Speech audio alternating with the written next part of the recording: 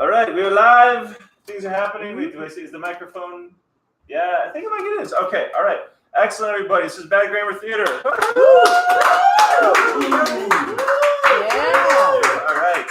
All right. And we are back at the Eastgate Cafe in Liddell Park, and we're here with Miss Alice Liddell, and she's going to be reading us some stuff right now. All right. So we have my lovely novel, Love of the Sea. And let's see, we have, all of you here know all about this novel. I'm not sure about all of you lovely people in internet land, but in this magical novel, we have Azrae the mermaid, who is determined to get what she wants. She does not care who stands in her way. And we have the wonderful human prince Cormac, who really doesn't want to be king and shit and would rather go play on his boat instead and discovers said magical mermaid. And they have a little tryst and shenanigans follow, and basically she convinces him, hey, you know what would be great is if you come back with me to my underwater kingdom and help me kill the usurpery dude that stole my throne and shit. And he kind of hems and haws over it. And eventually says yes.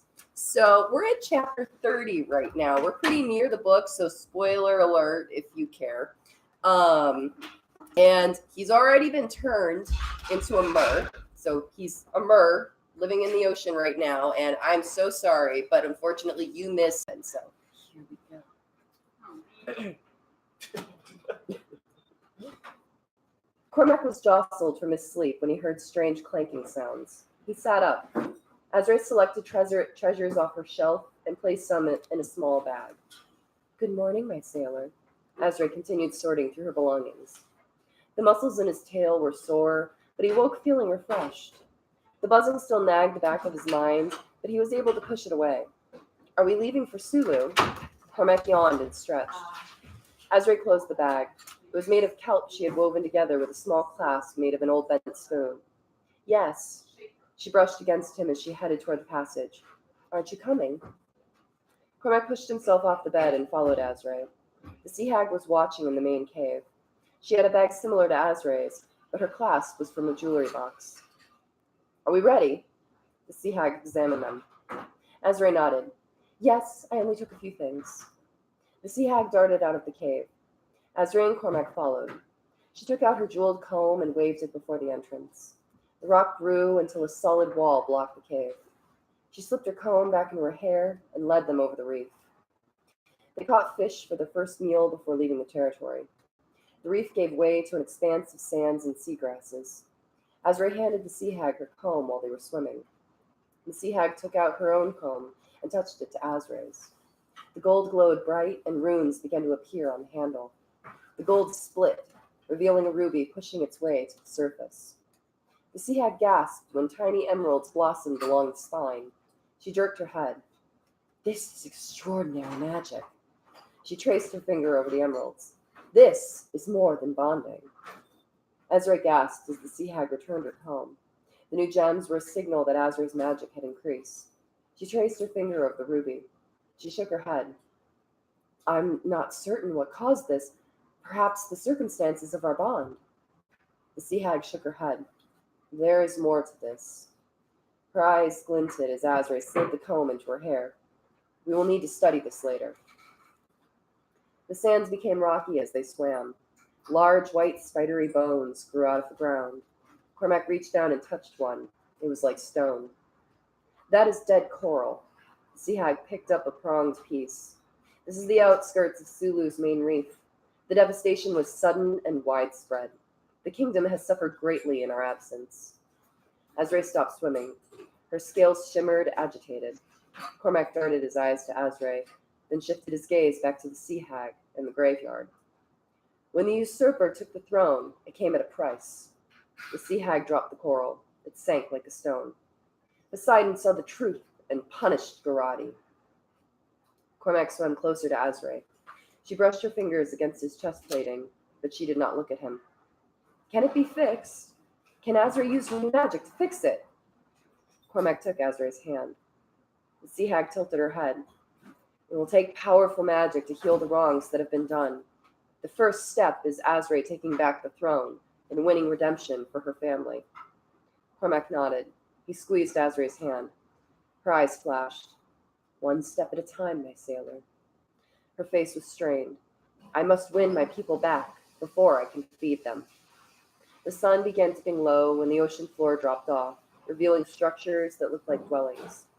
The sea hag led them to the sands. We'll need to find shelter for the night. We will approach Sulu tomorrow. The water was cooler, and Cormac shivered. The sea hag took out her comb and drew a circle in the sand. Her comb glowed, and the sand fell away, revealing a large hole. Azrae and Cormac followed her down the dark passage. She lit the way with her glowing comb. Azrae took out her own comb and swirled it in the water. It glowed and pushed the rock walls outward until a large cave opened. Azrae swirled her comb over the sands, and a carpet of soft sea plants sprang up. The sea hag conjured more glass floats, filled with glowing sea creatures. The sea hag pointed her comb at Cormac. For Azrae to be successful, we must awaken your wellspring. Then the magic between you can be shared. He shook his head. I would not know where to start. The sea hag rummaged around her The sea hag rummaged around her bag. Every mer needs an object they can channel the magic through. Azrae sat down on the bed of plants. The sea hag presented Cormac with a small dagger. The metal gleamed in the strange light of the cave. The sea hag held out her comb. Hold the object and close your eyes. Concentrate on the feeling you have when your mind begins to wander. Cormac felt silly, holding the dagger with his eyes closed. He began to wonder about his father and Peter. He hoped that Paradine was not rebelling. Cormac's hand began to feel warm. He opened his eyes and saw the dagger glowing.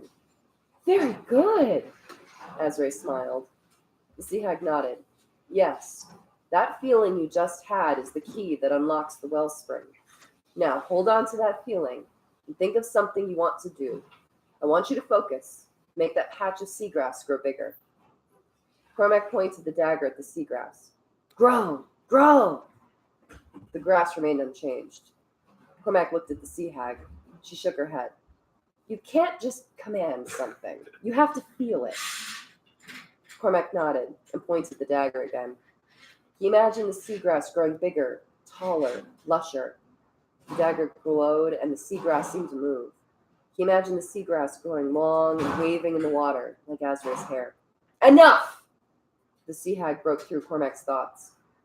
He lowered his arm and saw that the patch of seagrass had grown twice as tall, the fronds waving. He grinned. I did it! By Poseidon's wave! I did magic! The sea hag smiled. Indeed you did. Now you must learn to hide your object. I want you to focus and imagine the dagger slipping into the armor on your arm, like a sheath. Cormac nodded. He held the dagger near the armored scales on his arm. He swiped the dagger downward, imagining it slipping into the armor and disappearing. It took him a few tries, but he was able to slip the dagger into his armor the way Azrae slipped her comb into her hair. You will need practice.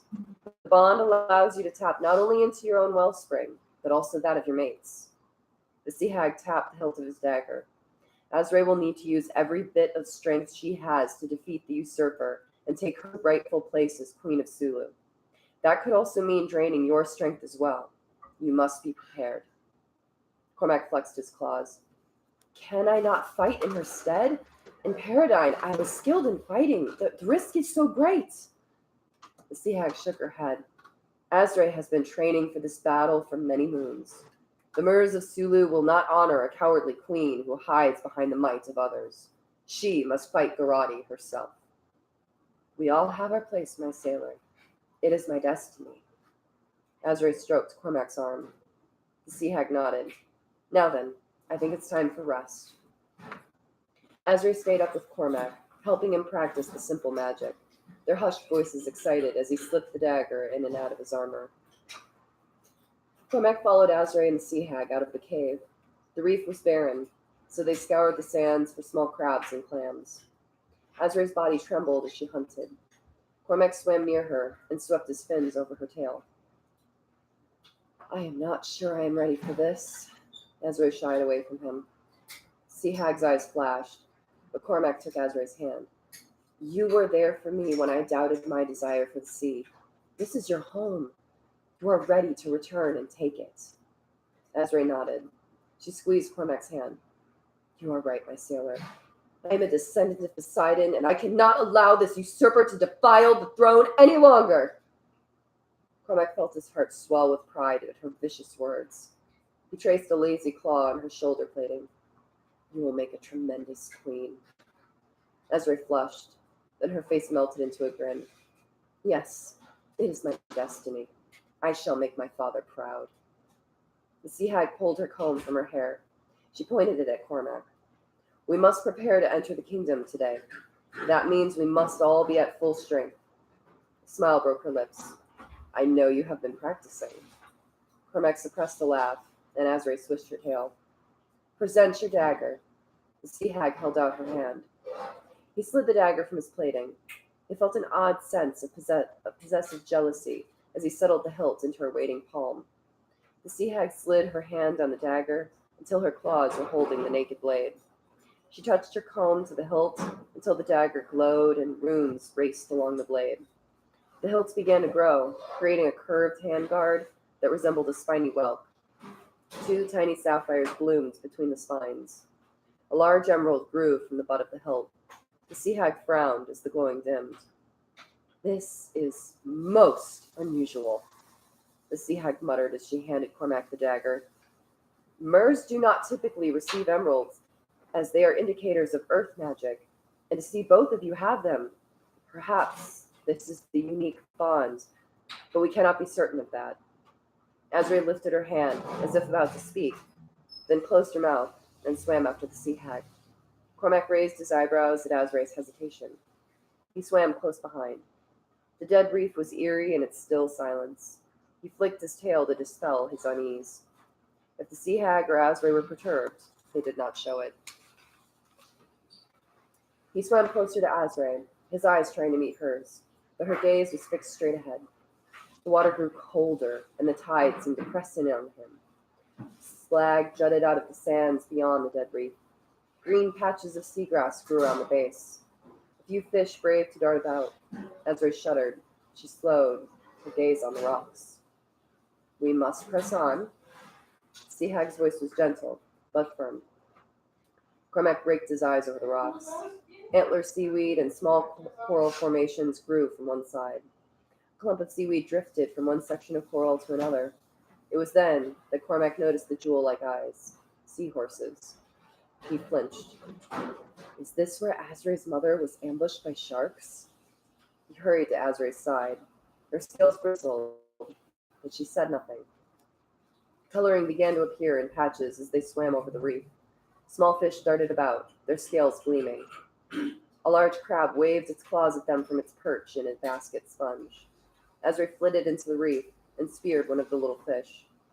Cormac followed her, chasing down a large parrotfish. They had been swimming for hours, and their meager breakfast of shellfish was long gone. The sea hag joined them, snaring colorful fish in her claws. Cormac felt a change in the water. He jerked away from his pursuit and saw a pair of mers swimming on the other side of the reef.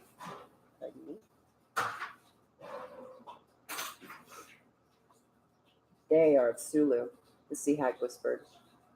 The trio watched as the unfamiliar mers swam towards Sulu. The dark outlines of dwellings and glimmering spires of the castle came into view at the edge of the reef.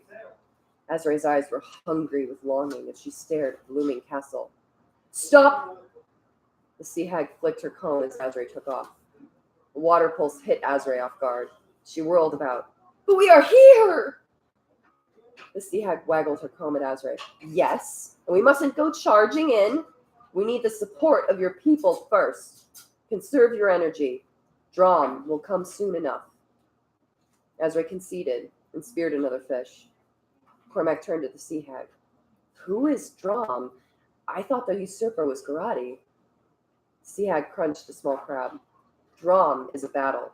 Azrae has been training for it. It is a fight to the death. The victor becomes ruler of Sulu. She snatched another crab. It is a challenge rarely summoned. Once called, there is no turning back. Cormac stared at Azrae.